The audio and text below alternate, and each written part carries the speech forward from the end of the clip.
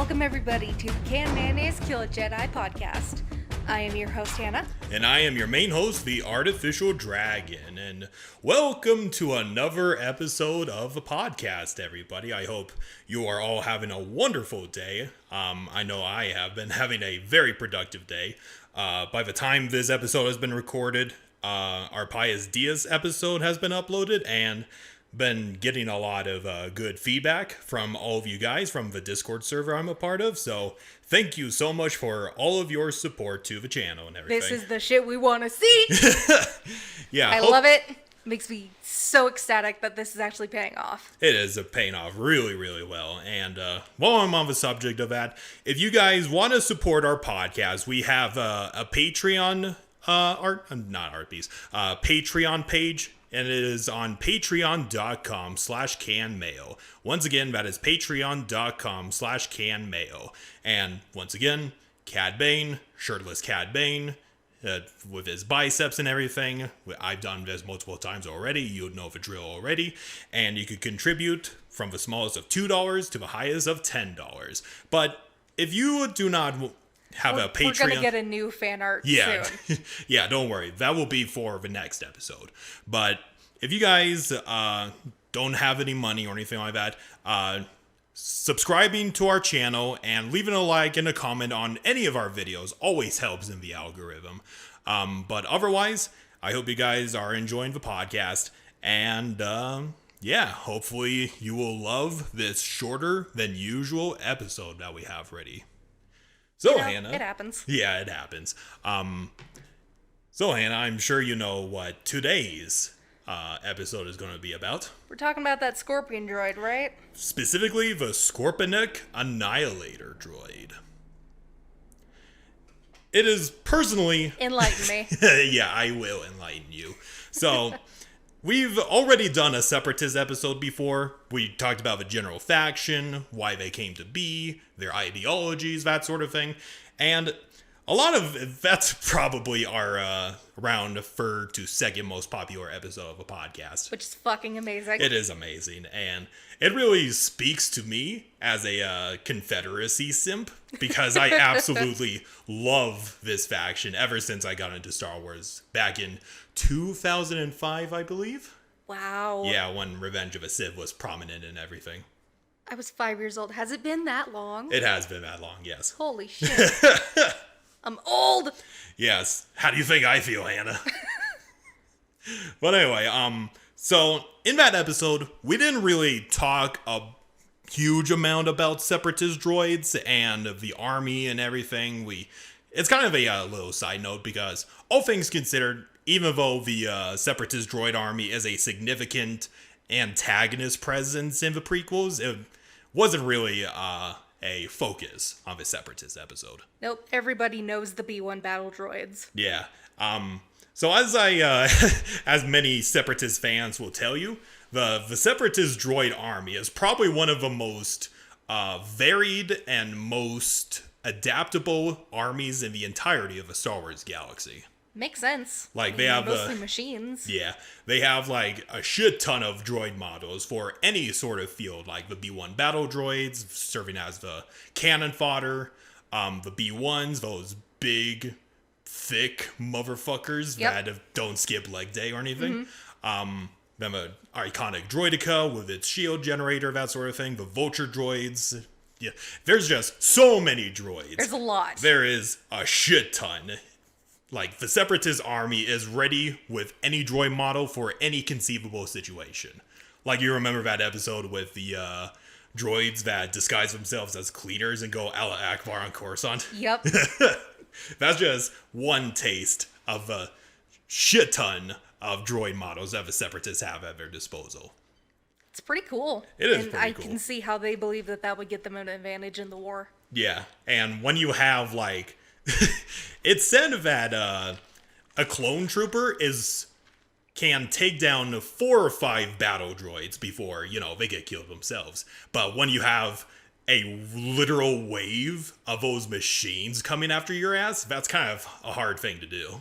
Yeah, makes sense. But anyway, I'll stop geeking out on the Separatist droid army and save that for its own individual episode.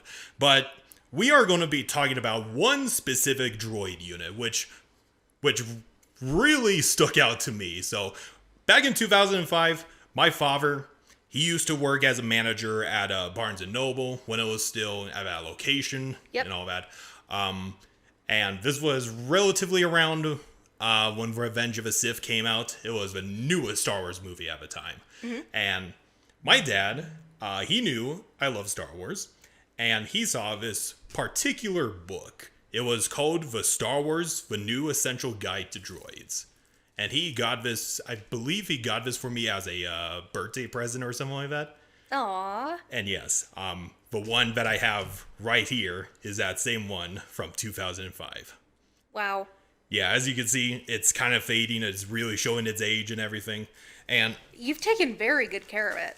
Well, some of the pages are about to fall out, but yeah, you know. Well, relatively. It's an old book. It is an old fucking book, and I still have it to this very day. That's amazing. Yeah, and I know this is kind of a build-up to the Scorpenek Annihilator Droid, but bear with me here.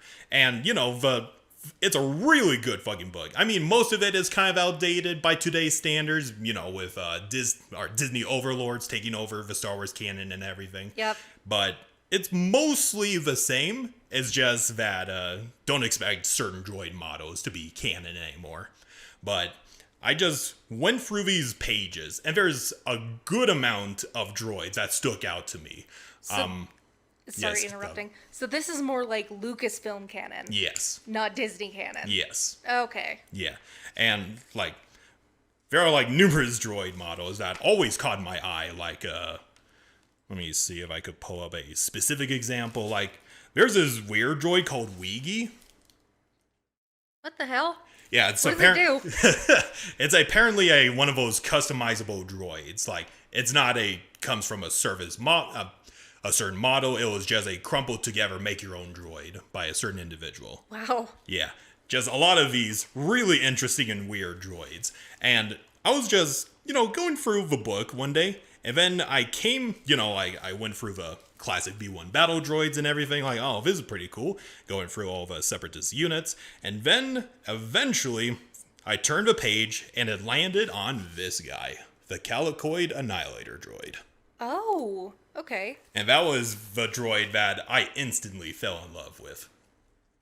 Because it's insect-like. It is very insect-like, and yeah, this is all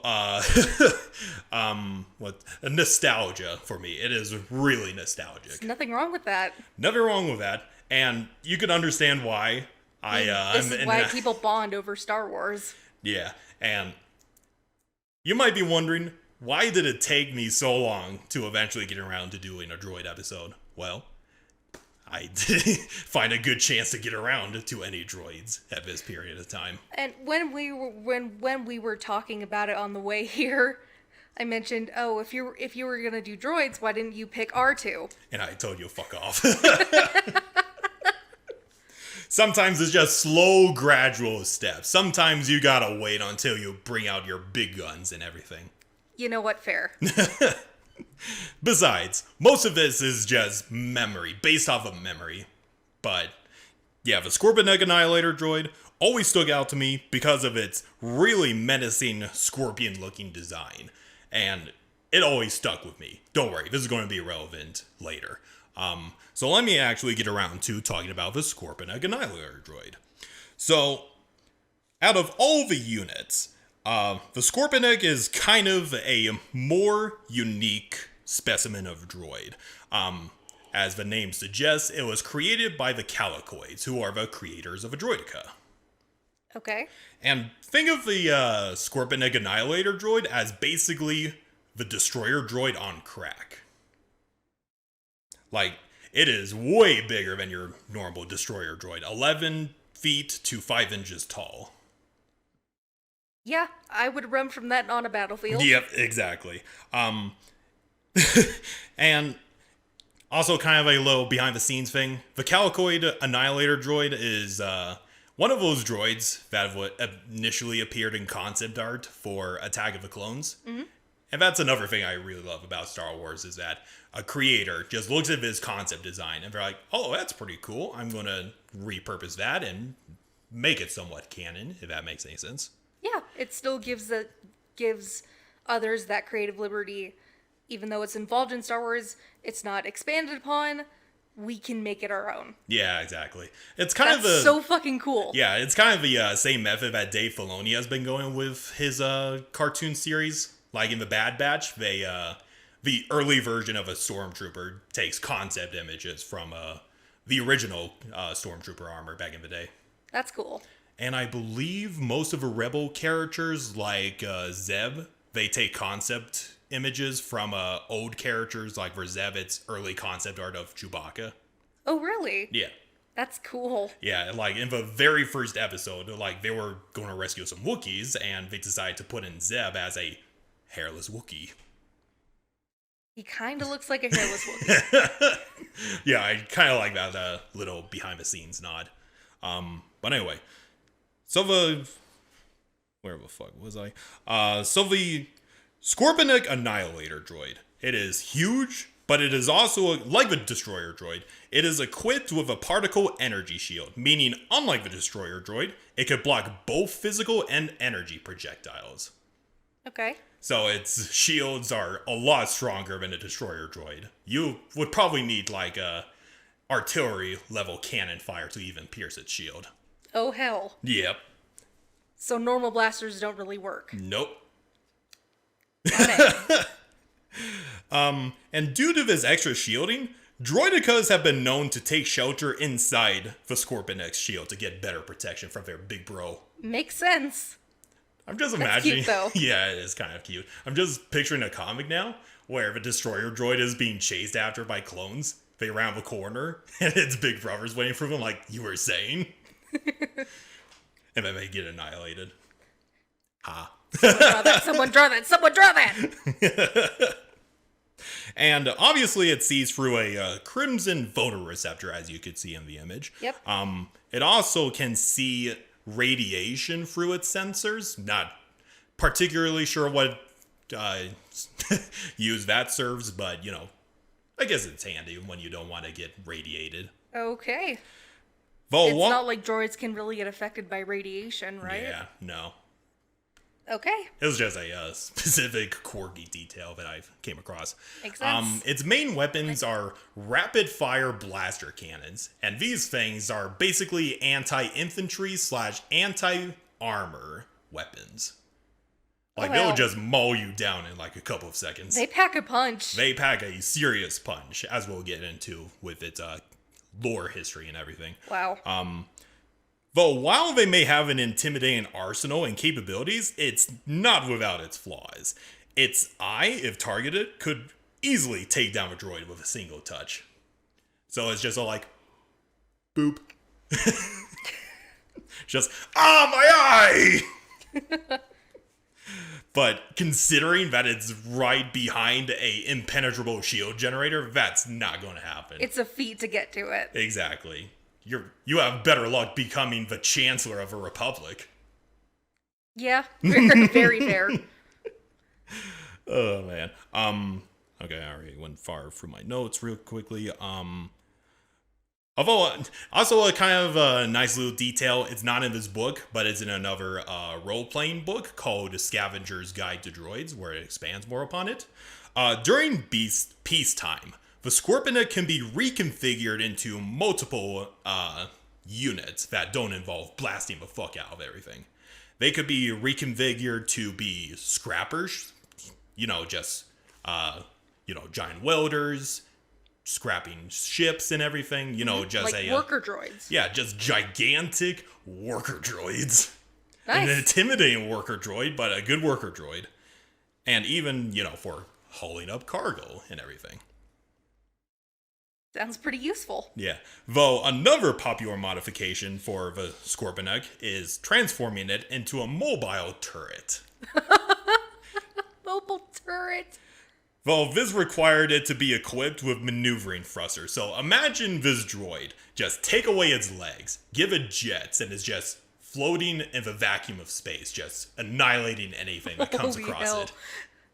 Imagine the pilot. Yippee-ki-yay, motherfucker! Holy shit! Yeah, it is fucking awesome. I love his droid so much. So we got a little bit about the Scorpenek Annihilator Droid, what it's capable of, and what it could potentially be remodified into. That's cool. Yeah. Let's talk a little bit about its history. The Scorpenek Annihilator Droid, it was one of those droid units that was introduced very late in the Clone Wars, which is probably why the Separatists weren't using it that often. It was basically created by the Calicoids as their homeland security, so to speak. Mm-hmm. Like, is... It's pretty useful because the Calicoids are, giant bugs. They're giant bugs. We'll eventually get into the Calicoids, but they'll basically eat anybody that arrives on their planet. They're cannibals. Yep.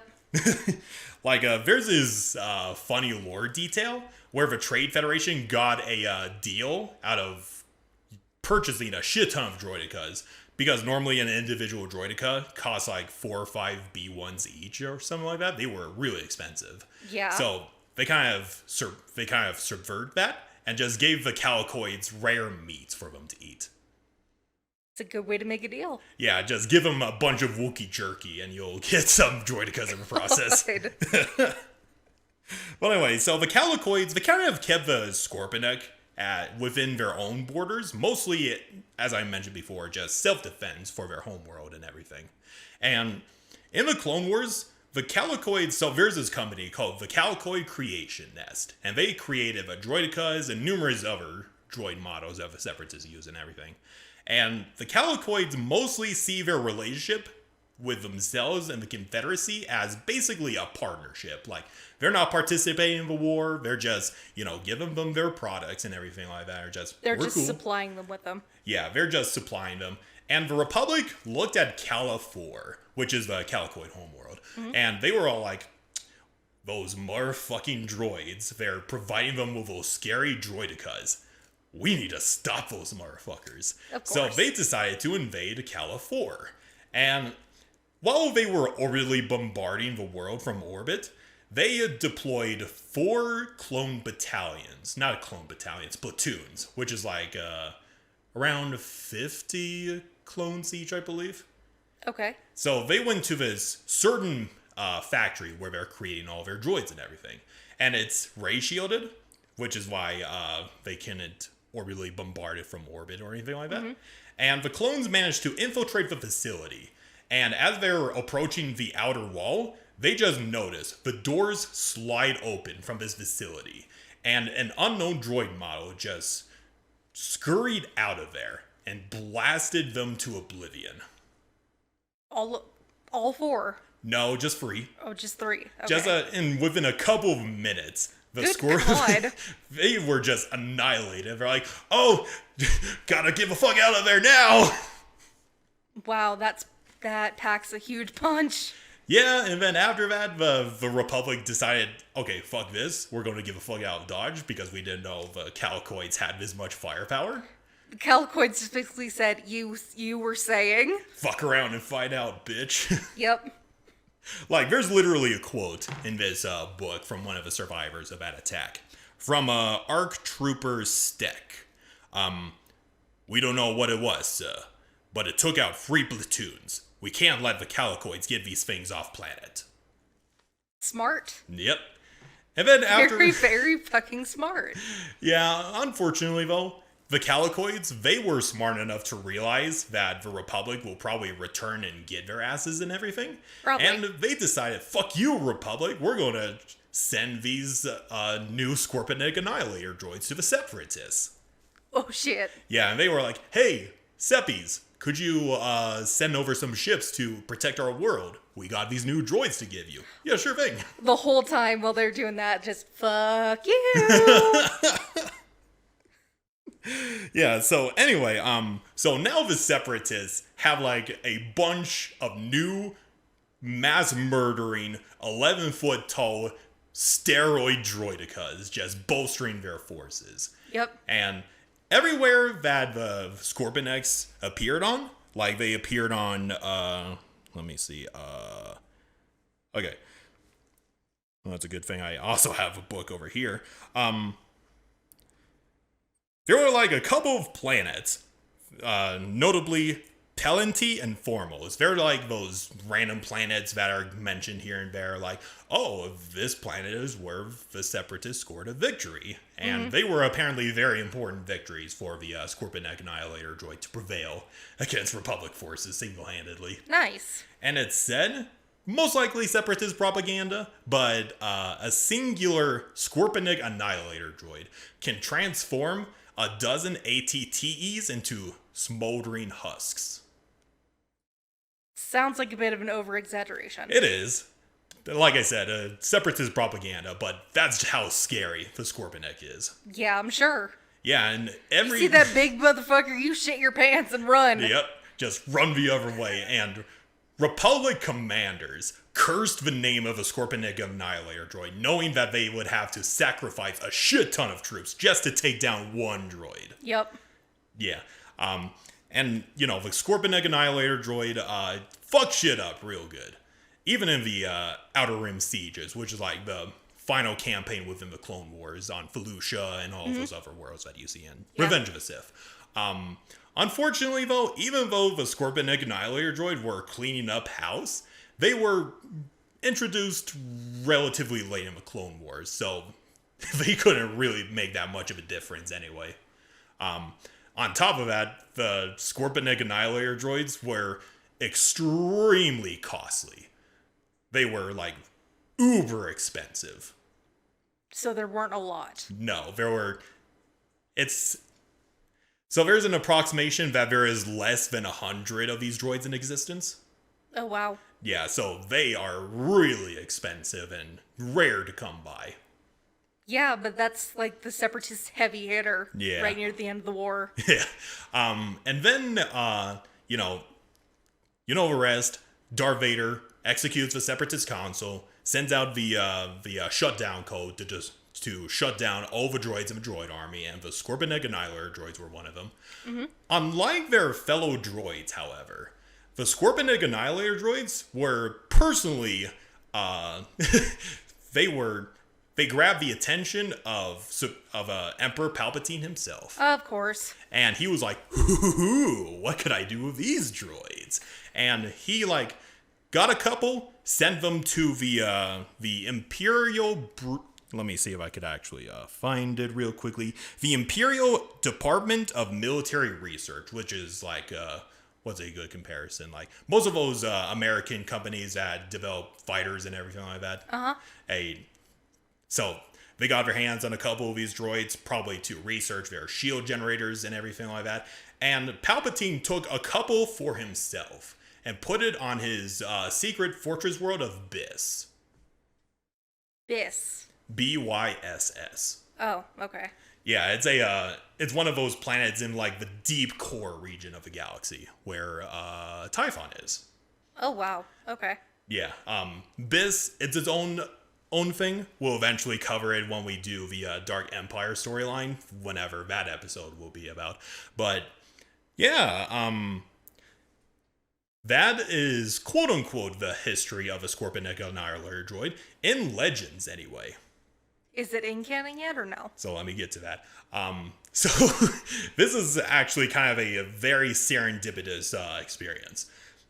So the Book of Boba Fett.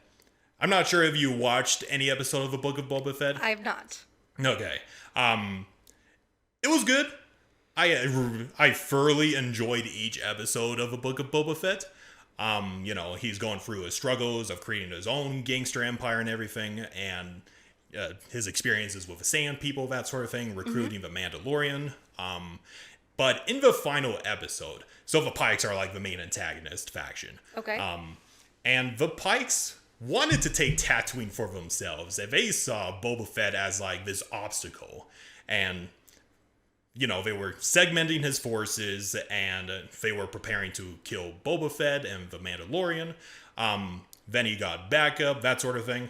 I was watching the episode. So there's like this scene with a gunfight between the Pikes and Boba Fett and his allies and everything.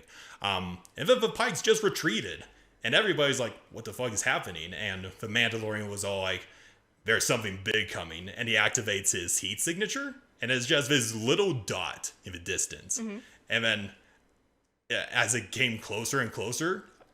Okay, you know those reaction videos where people like gasp or audibly gasp whenever they see a prominent character like Luke or whatever? Yeah. I recognized those silhouettes, and I audibly gasped at that. I was like, yes, it's a Scorpenek Annihilator Droids! Wow. This little obscure thing they took and brought into new canon. My childhood is complete! Holy shit!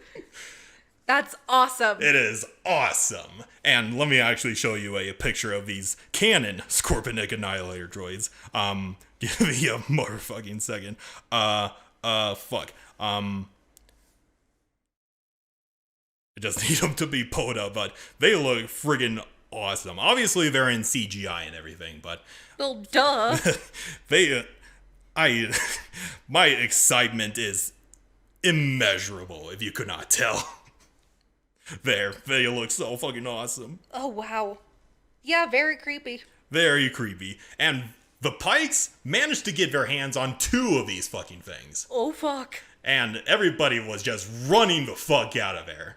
Nope. They're like, Use the JoJo family technique. Do the good old JoJo family technique. Run away! Fucking run! Like, Yeah, that's definitely a shit your pants moment. yeah, Boba Fett fired his rocket launcher at them. Didn't do jack shit. Oh, hell. Din Djarin tried to use the Darksaber to pierce their shields. Didn't do jack shit either. Oh, no. It was just general chaos, and the Pikes were like, "Whoa." God damn, those things. Woof. Yeah. The only reason that motherfucking they were able to win against those Scorpenek Annihilator Droids.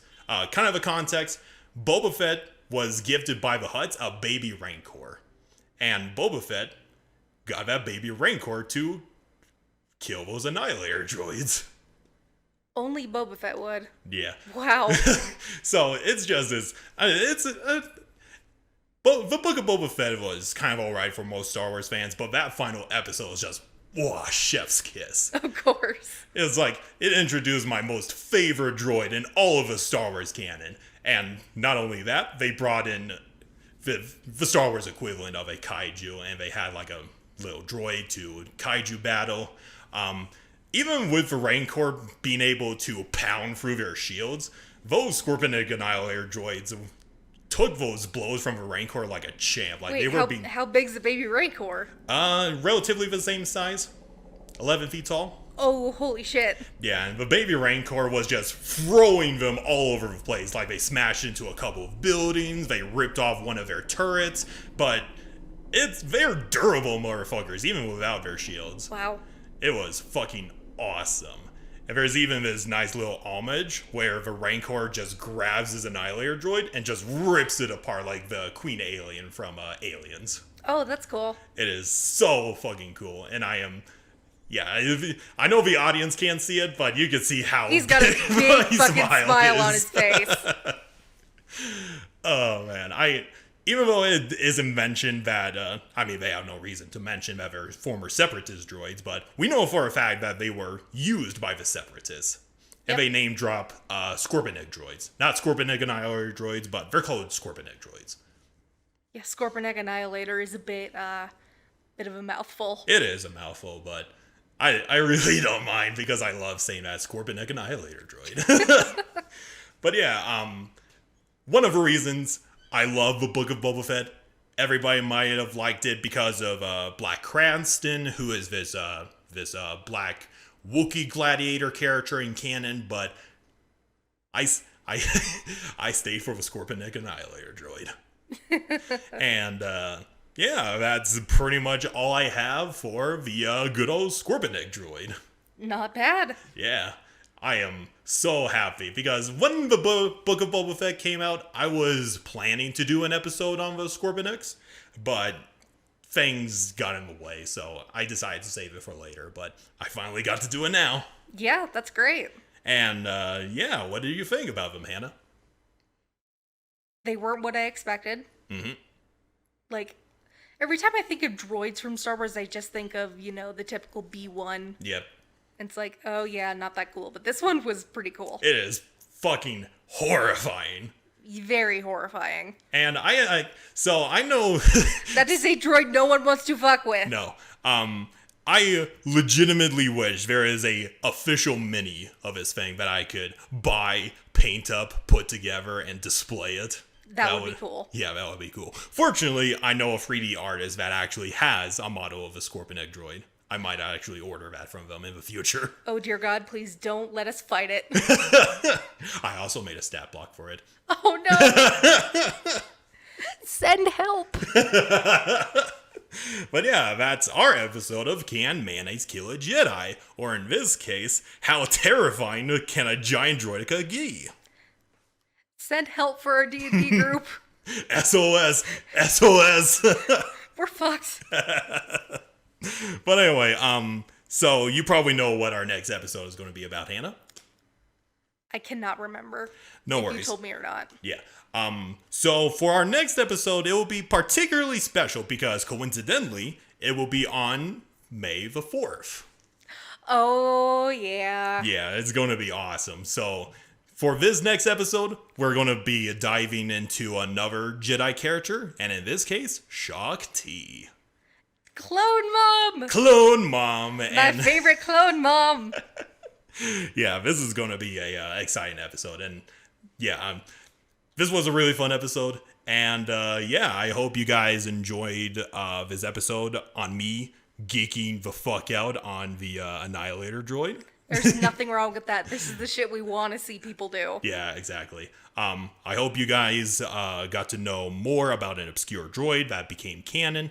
I really do hope that they introduce more of these obscure droids in the current canon of Star Wars. Yeah, that'd be pretty cool. Yeah. But before I rattle on again, I hope you enjoyed the episode. Have a good rest of your day, and we will see you on May the 4th. See you then. May the Force be with you. And this is the way.